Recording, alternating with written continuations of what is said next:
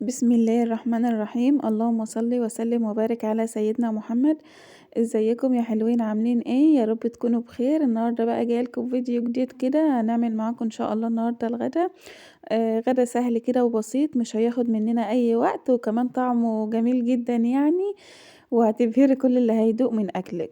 احنا هنعمل صينيه فراخ كده ايه في الفرن، جميله قوي، ومكوناتها يعني موجوده في كل بيت وبسيطه. دلوقتي أنا جِبت الخلاط وهاضرب كده معايا في الشفشق على طول طماطم وليمون شرايح وفلفل ألوان، ما عندكيش فلفل ألوان بتحطي فلفل أخضر عادي، وبصلة كده أو إيه بصلتين، وشوية كزبرة كده إيه بسيطين خالص. عشان أنتِ لو زوّدتِ الكزبرة بيكون الخليط كده لونه أخضر ما بيكونش لطيف، إحنا بنزوّد بس حاجة بسيطة أوي كده من الكزبرة، وبعدين بقية الكزبرة بنحطها كفرشة يعني تحت إيه، تحت الفراخ. هنضربهم كده، وحطيت قرن فلفل حامي، لو أنتِ بقى عندِك أطفال أو كده أو مش بتحبي الحامي تستغني عن إن أنتِ تحطي يعني فلفل حامي أو كده، كفاية بس الفلفل البارد. هنا بقى أنا هاجيب أصلًا المكونات اللي أنا حاطاها في الخلاط دي، أنا واخدة منها كمية حاططها في الخلاط، والباقي هاعمله فرشة يعني تحت الفراخ. حطيت حبة بصل كده محترمين، وفوقهم على طول حطيت فلفل برضه، فلفل ألوان، ما عندكيش غير أخضر بس حطي، وجزر كده بس عشان كان مفرّز يعني طالع من الفريزر فلسه متماسك، والبقيت بقى الكزبرة والشبت هاحطهم هنا بيدّوا للفراخ ريحة، عايزة أقول لكم ريحة الصينية دي والله كانت قالبة الدنيا. فوقهم كده على طول قطّعت كده ليمونة شرايح بتبقى جميلة أوي برضه مع الفراخ. هتحطي بقى إيه البهارات بتاعتِك وتلفّي الحاجات دي فيها كويس أوي. أنا هاحط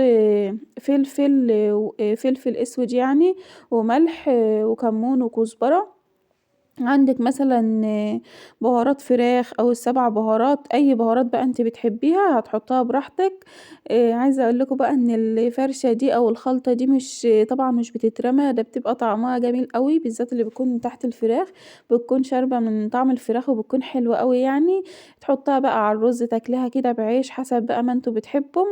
بعدها هنجيب الفراخ بتاعتنا، هنبدأ نرصّها على طول كده في الصينية. عايزة أقول لكم أهم حاجة إن بعد غسيل طبعًا الفراخ كويس جدًا، لإن الفراخ هو كل طعمها في إن هي تكون مغسولة نضيف، وبعد ما تغسليها خطوة مهمة أوي إن أنتِ لازمًا تسيبيها تصفى، ما تحطيهاش كده بمَيّتها على طول على الفرشة دي أو تسويها أو كده، لأ لازمًا تسيبيها كده في المصفى تصفى شوية، وبعدين هتقومي أنتِ بقى حاطاها فوق الخلطة دي كده على طول. وبعدين بدأت أحط عليها زي ما قُلت لكم فلفل أسود وكمون وكزبرة، وهاحط برضه شوية جنزبيل و وحبهان مطحون. لو ما فيش عندِك أي نوع من البهارات اللي أنا قُلتها دي عادي يعني ممكن تستغني عنها، وحُطّي البهارات اللي أنتِ بتحبيها، يعني كل واحد بيكون هو بيحب نوع بهارات معيّن يحطّه. يعني في ناس مثلًا بتحب تستخدم القرفة في كل أكلها، في ناس تاني لأ ما بتحبش القرفة، فموضوع البهارات دي بقى حسب راحتِك أنتِ وحسب الحاجة اللي أنتِ متعودة عليها. بعد ما حطينا بقى كده البهارات، زي ما قُلت لكم أنا حطينا ملح وفلفل أسود وكمون وكزبرة وجنزبيل وحبهان مطحون. هنا جِبت الخليط اللي إحنا ضاربينه في الشفشق وهافرّغه فوق الفراخ على طول. الخليط اللي كان في الشفشق ده طماطم وفلفل وتوم وشوية شبت وكزبرة صغنّنين، وقرن فلفل حامي.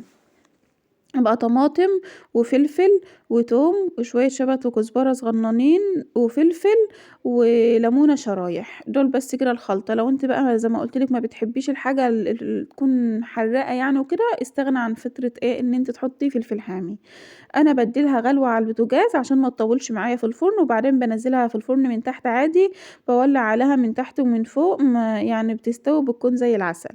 هنا بقى هنعمل الخضار مع بعض، جِبت الحلة بتاعتي حطيت فيها شوية زيت وكام مكعب كده زبدة. هنعمل بسلة، فهانزل بقى على طول كده بالبصل، أنا مقطّعاه كده على طول على إيدي يعني حاجة بسيطة. باحب زي ما قُلت لكم إن أنا البسلة باحب أعملها إن أشوّحها مع البصلة لغاية كده ما تنزّل مَيّتها، باقوم حاطة عليها الصلصة واسيبها تتسبِّك بقى مع نفسها. فوق البصلة بعد ما البصلة كده حسيت إن هي خلاص اصفرّت، هانزل بفصّين توم كده أنا فرماهم في الهون. وعايزة أقول لكم إن لمّا نعمل كده التوم في الهون بيكون ليه طعم وريحة جميلة أوي عن ما نعمله في الكَبّة أو كده. عايزة أقول لكم إن البسلة دي أنا مفرّزاها ومش من السنة مش بتاعة السنة اللي فاتت، لأ والله من قبل كده، وشايفين لونها أخضر وجميل وطعمها حلو أوي. أنا باستغرب إن في ناس بتقول على تفريز البسلة يعني إن هي أمّا بتطوّل بيبقاش لها طعم أو ريحتها وحشة أو كده، مش عارفة ما عملتش معانا كده قبل كده يعني، على طول بنفرّزها. الخضار أكتره عندنا بيكون مفرّز وبيقعد ممكن يزيد عن الموسم بتاعه لموسم تاني وبيكون حلو. هنا بقى هنعمل معاكم رز، لأ مش رز، ده لسان عصفور. هنعمل لسان عصفور حلو أوي. هنا لمّا حسيت إن خلاص البسلة اتشربت المَيّة بتاعتها واتشوحت حلو، نزلت عليها بكيس طماطم أنا مفرّزاه، وهنحط لها بقى نزودها شوية بس مَيّة صغننين لغاية ما الطماطم تفُك وخلاص على كده. هنا بعد ما حمّرت كيس لسان عصفور بنحط شوية زيت ونحط عليهم كيس لسان العصفور، تفضلي بقى واقفة عليه كده لغاية ما تحمّريه كلّه عشان ما فيش واحدة مثلًا تحمَر والتانية لأ. عايزة أقول لكم الوصفة بتاعة لسان العصفور دي خطيرة أوي، أوي، ولو عندِك أطفال هيحبوها جدًا وأنتِ كمان هتدمنيها وخفيفة كده وحلوة أوي. نزلت كده بفصّين توم برضه هرساهم كده في الهون فوقهم كده، وده جزر جزر مبشور، وكام بصلاية كده برضه متقطّعين جوانح، وقرن فلفل مقطّعاه. مش عايزاكم توقّفوا نفسكم على حاجة مثلًا لو أنا عاملة فلفل ألوان أو كده ده بيكون عندي فباحطه، يعني مش هاسيبه مثلًا إن هو يترمي أو كده، إنما أنتِ لو ما عندكيش بتحطي فلفل أخضر عادي زي ما إحنا بنعمل على طول يعني في أغلب الأوقات، مش دايمًا بيكون موجود الفلفل الألوان، بس هو حلو أوي ومفيد بالذات للأطفال وساعات بيحبوا ياكلوه كده، فحلو إن هو يكون موجود عندِك، ويعني مش بيخسّر يعني، بس لو مش عندِك عادي. حطيتهم كده معاها لغاية ما حسيت إن هُم دِبلوا بس مش بنطوّل، الخضار يا دوبك شم كده الحرارة بتاعة لسان العصفور ودِبل. حطيت عليهم واحدة مكعب مرقة دجاج، وهتحطي برضه البهارات بتاعتِك فلفل أسود وكزبرة وملح بس كده، وما تنسيش طبعًا إن أنتِ حاطة مرقة دجاج فتضبطي الملح، وبنزوّده مَيّة بس لغاية ما مش زي الرز طبعًا، لغاية بس فوق سطحي على طول كده لسان العصفور يا دوبك يعني مش بيبقى عالي زي المَيّة، يعني الرز مثلًا بنعمله المَيّة تكون عالية كده بمقدار عقلة صباع أو كده، لأ دوّة مش بياخد كل المَيّة دي، يا دوبك كده بتغطي بس لسان العصفور من فوق، ويُستحسن يعني لو هتحطّي له مَيّة مغلية، أنا غليت له مَيّة كده على طول في البراد جنبي على البوتاجاز، وأقوم حاطّاه عليه كده وخلاص. دي حتّة طماطم أنا خدتها يعني صلصة من بتاعة، يعني لمّا طلّعت الكيس الطماطم للبسلة أخدت منه حتّة بس صغيّرة هنا، والباقي طبعًا حطيته على البسلة. لو أنتِ طبعًا مش هتعملي معاها خضار أو كده، ممكن تبشروا طماطميتين وتحطيهم، أو تفرموهم كده هُم طماطميتين بس يعني تفرميهم كده في الخلاط وتصفّيهم وتحطيهم. مش لازمًا صلصة يعني، أو لو عندِك الصلصة اللي هي بتتباع مُعلبة دي مع إني يعني ما باحبهاش، باحسّها مش صحّية أوي، وكمان مش بارتاح لها من ريحتها وكل الكلام ده، فإحنا بنحاول نقلل فيها على قد ما نقدر، ممكن تحطّي معلقتين وتزوّدي المَيّة بتاعتِك وخلاص. هنا باقول لكم إن البسلة خلاص داخلة في السِوَى كده بتغلي أهي، وباحمّر الرز عشان نعمل رز حبّاية وحبّاية كالعادة، واللسان العصفور اتشرّب مَيّته وقلّبته كده وموطّية عليه خالص. الأكل بتاعنا كده سهل وبسيط النهارده وهيخلص كده بسرعة.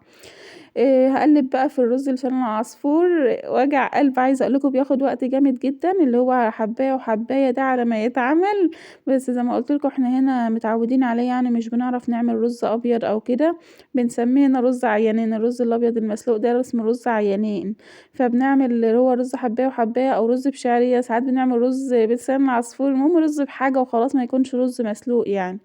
خلاص بقى لمّا وصل للون اللي إحنا عاوزينه، حطيت عليه على طول الرز التاني وعملت مَيّة كده وخلاص. هنا بقى نقدّم الأكل معاكم، الأكل شكله جميل وبسيط كده وحاجة تفتح النِفس بصراحة، عايزاكم تجرّبوا الأكل بتاعنا النهارده وتقولوا لنا رأيكم فيه. ولغاية هنا بقى شايفين صينية الفراخ دي القمر والله بتتكلم عن نَفْسها وريحتها كانت قالبة الدنيا والأكل كان حلو جدًا. واتعمل بسرعة وحاجة كده قمر يعني من الآخر. هنكون بقى هنا وصلنا كده لنهاية الفيديو. لو الفيديو بتاعنا عجبكم ما تنسوش تعملوا لنا لايك للفيديو، وكمان تشتركوا في القناة وتشيّروا القناة لكل أصحاباتكم عشان نكبر بيكم كده وليكم، ونستمر دايمًا معاكم إن شاء الله في في تنزيل الفيديوهات. ومش عايزاكم بقى تزعلوا مننا لو اتأخرنا عليكم شوية، بيكون غصبٍ عننا. مع السلامة.